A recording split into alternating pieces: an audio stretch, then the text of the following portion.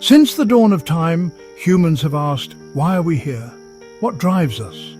From ancient cave dwellers sketching their survival stories on stone, to modern skyscrapers piercing the clouds, our journey has been one of relentless progress. But here's the paradox. If survival is no longer our battle, why do we still fight? Our ancestors fought out of necessity. Every sunrise brought challenges, hunting for food, battling the elements and protecting their tribes. But those struggles didn't just secure survival, they shaped us. They gave us purpose. Yet as the challenges evolved, so did the battles. Wars over land became wars of ideology. Disputes over resources turned into fights for status and control. Consider the early days of the COVID-19 pandemic. What did we see? Chaos. People fighting in store aisles, hoarding supplies far beyond their needs. Was this greed? No, it was fear. Psychologists call this the scarcity mindset. It's a survival instinct rooted deep in our DNA. The mere perception of scarcity, not actual scarcity, drives irrational behavior. Think about it. A single empty shelf can spark panic across a city, even when warehouses remain full. But here's where it gets fascinating. Not all conflict arises naturally, some of it is engineered. Throughout history, leaders, corporations and systems have manipulated fear to divide and control. The tobacco industry once funded research to deny smoking's dangers, casting doubt on facts to prolong their profits. Today, social media algorithms amplify outrage because outrage drives engagement, and engagement drives profit. Could it be that some of our battles are distractions, carefully orchestrated to keep us from asking the right questions?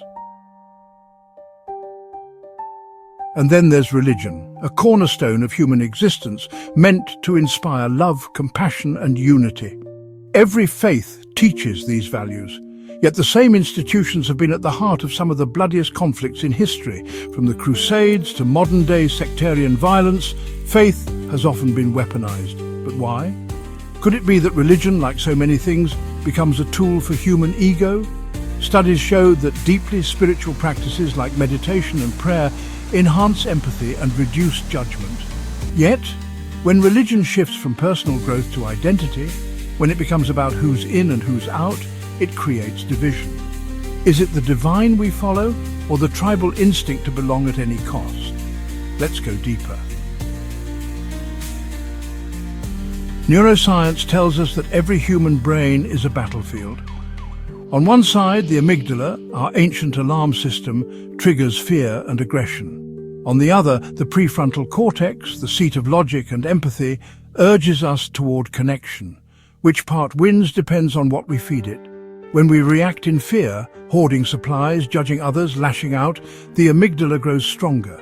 But when we choose empathy, when we pause to understand, the prefrontal cortex takes the lead. Imagine this. In a 2007 study, researchers showed participants photos of strangers and asked them to judge their personalities. Most judgments were made within milliseconds, often based on superficial features. This is the halo effect, where one trait, like a smile or a frown, colors our entire perception of someone. Now ask yourself, how many relationships, opportunities, or even conflicts in your life began because of a snap judgment that wasn't entirely true? Here's another thought.